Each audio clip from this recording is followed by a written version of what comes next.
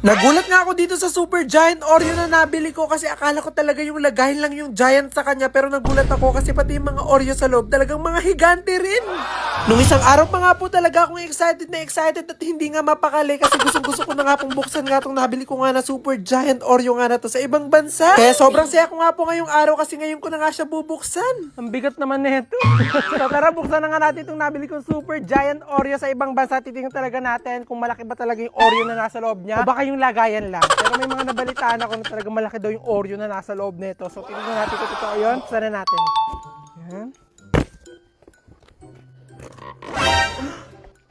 Hala, malalaki nga. Hala, malaking kasi nung ali.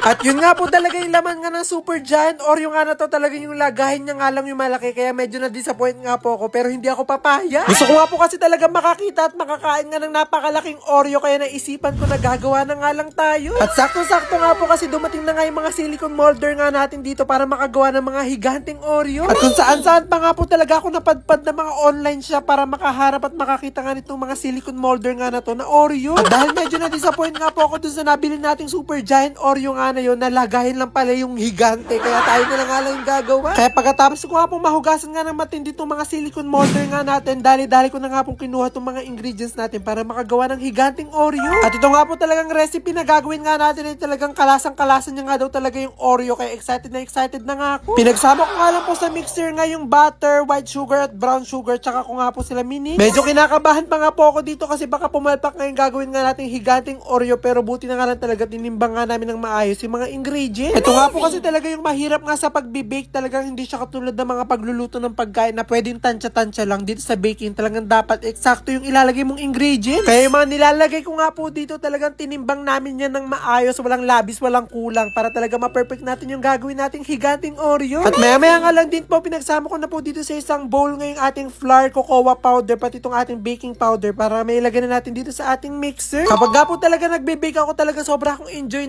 kasi parang ako naglalaro lang. At maya nga lang din po nung na-mix na nga lahat nga ng ingredients nga natin ay okay na nga po siya at ganito na nga po yung naging itsura niya. Talagang pwede na nga siyang ilagay dito sa ating mga molder. At talagang medyo malapit-lapit na nga po tayo sa exciting part kasi talagang magbe-bake na nga tayo at malapit na nga natin makita yung resulta. At talagang nakikita ko pa nga lang po itong mga size nga ng mga silicone molder nga na to. Talagang na-excite na nga talaga ako sa magiging laki ng ating higanting Oreo. Kapag nga po kasi bumibili nga ako ng isang pirasong biskwit, talagang kulang na pa nga po sa akin yun. Kaya kapag nagawa ko nga ito, talagang isang piraso pa nga lang, busog na nga ako. At maya nga lang din po, inalagyan na nga natin lahat ng mixture nga itong mga molder nga natin, kaya pwede na nga itong i-bake. Kaya habang nagbe-bake nga po tayo, hindi na tayo magsasayang ng oras at gagawa na nga tayo ng pinakapalaman nga ng ating Oreo. Naglagay nga lang po ako sa mixing bowl nga nung parang cream, tapos naglagay po ako ng sugar powder, ng vanilla extract, tapos nilagay ko na po sa mixer. At habang mini-mix nga po yun, ay nag-prepare na po ako dito ng mainit na tubig kasi magtutunaw nga po tayo ng white chocolate. Ito nga po kasi yung mas lalong magpapasarap nga dun sa magiging palaman nga ng ating higanting Oreo, kaya hindi to pwede mawala. Kaya nung natunaw na nga po itong ating white chocolate, dali-dali ko na nga po siyang binuhos dito sa ating mixture. At hindi nga lang talaga ako excited sa mga oras nga na to sa gagawin ko, pati nga rin yung mga kasama ko nga dito, talaga nanonood sila at nakaabang. First time nga lang din daw kasi nila makakakita ng ganung kalaking Oreo, kaya talaga nakaabang sila, tinitignan nila kung paano gawin. At maya nga lang din po nung okay na nga po itong magiging palaman nga ng ating higanting Oreo, dali-dali ko na nga po siyang sinali dito sa pinaka-bowl kasi ilalagay pa natin siya sa ref. At pagkatapos nga po nun ay maya-maya ay okay na nga rin po itong mga binake nga natin, kaya dali-dali ko na nga kinuha para makita na nga natin yung magiging resulta. Ayun.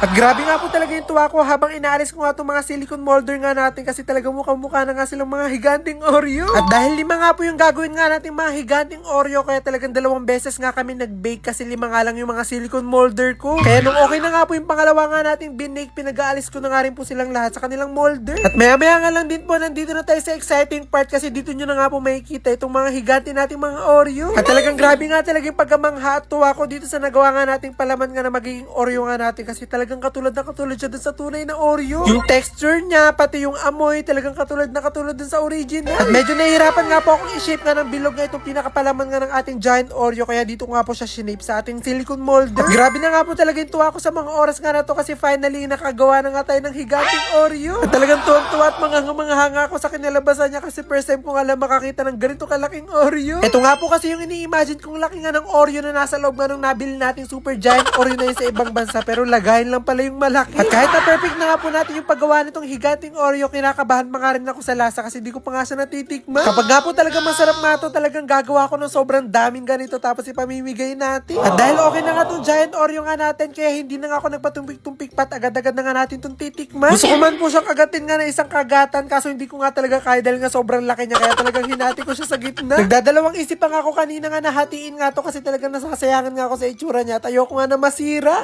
Tikman na natin to ang ating higanting Oreo. Anong lasa? Ayan, sarap!